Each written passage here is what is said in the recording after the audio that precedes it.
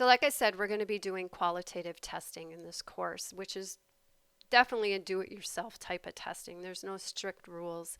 We don't have to have the same testing process for each user that we test. There's no statistical results. It's a do-it-yourself test. But there are some things, recommendations that we still should probably follow. We may follow them, but we probably won't hit it on every single usability test that we administer in here. These are just some general guidelines. So how much time would you typically spend on a test? How often would you do a test on a project that's currently in production? Well, they recommend one morning a month. Why? Because again, it just works. It usually works for most companies. This isn't a strict rule, this is just a recommendation. So basically, if there's a big website project going on, whoever's facilitating this would count on bringing the users in that you're going to test once a month and take about a half a day to do it. A typical test takes about an hour. Our tests are going to be definitely shorter than that when we're doing the Agile class because the project size and scope isn't going to be as large as a typical organization would be. So when it says here Agile, one morning per sprint, sprints could be 2 weeks, they could be 3 weeks, they could be a month. Sprints are all different depending on the organization, so that may be a little bit different. So this includes the testing, the debriefing, and deciding what to fix. So there is a little report that needs to be written in there as well. So that's basically one morning a month is what this is going to take, and how you could change it to fit in that as well.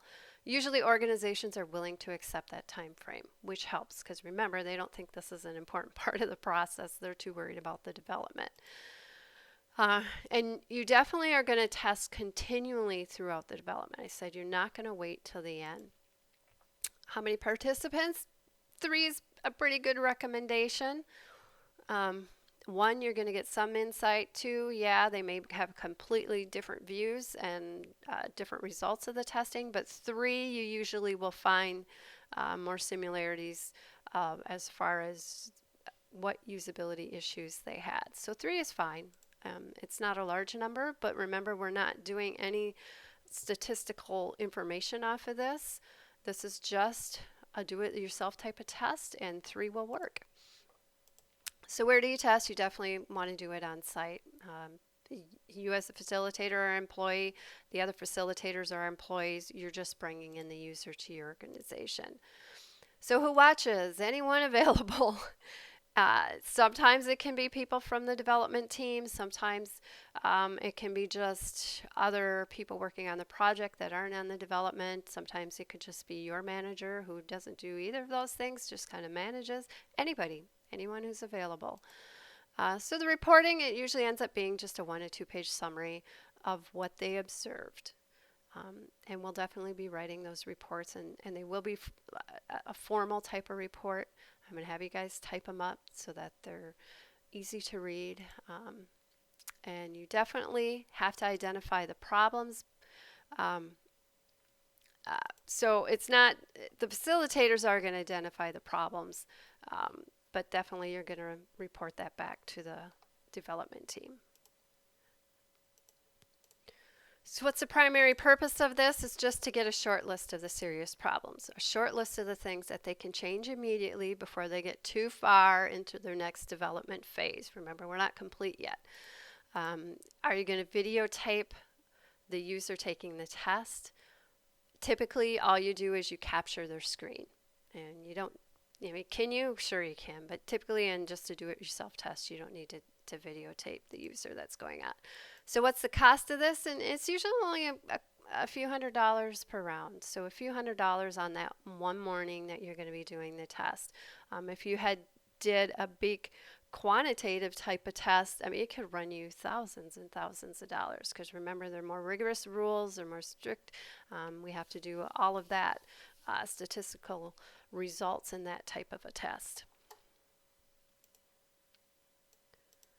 Again, remember, all of these are just guidelines, and I feel these are just very easygoing guidelines for doing your own type of testing, and anybody can pick this up. Anybody that can follow instructions, which I'm going to provide you the instructions of everything, even as a facilitator, what you need to do, the types of questions to ask, all of that is going to be provided. So pretty much anybody can do this. So what's it going to cost you? Well, you need a microphone, you need some speakers, you need some screen recording. Um, all different types available. More are becoming available every day. Some screen sharing in case what you can have is some of your facilitators in a different room and they're just sharing the screen. So you don't need that two-way mirror that you can watch them. Sometimes you may not even need to see the person. So if you just see their screen, that's okay as well. And incentives, you got to get these people in the door to do the testing for you, and they're going to expect something out of that. So you do have to give them a little bit of money. But the cost of this, I mean, when it's ranging between $2,000 and $5,000 a year compared to what you would have to do for a more detailed test, this is definitely reasonable. And you should be able to afford this, and it should be built into every project you do. Now you know the cost. I'd go on the high end. And just put 5,000 pretty much on the projects. And it depends on the scope of the project because you may have more testing if it's a larger project. But you'll get a feel for that. But definitely this needs to be part of the budgeting process of all projects that you're working on.